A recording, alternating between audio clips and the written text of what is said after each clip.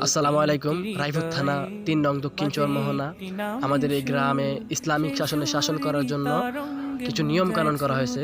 যা প্রথম নিয়মে রয়েছে ৭ বছর থেকে ১৬ বছর পর্যন্ত যে শিশু যুবক ৫ ওয়াক্ত নামাজ জামাতের সাথে দাঁড়িয়ে আদায় করতে পারবে তাদেরকে পুরস্কৃত করা হবে।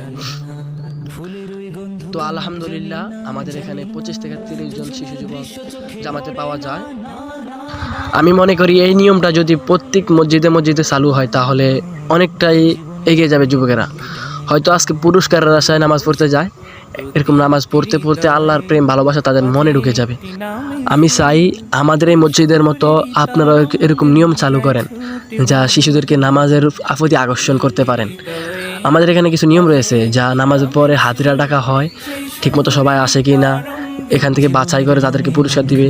তাদেরকে তো বাছাই করতে হবে সবাই ঠিকমতো নামাজ পড়তেছে কিনা। যারা ঠিকমতো নামাজ পড়ে তাদেরকে পুরস্কৃত করা হবে।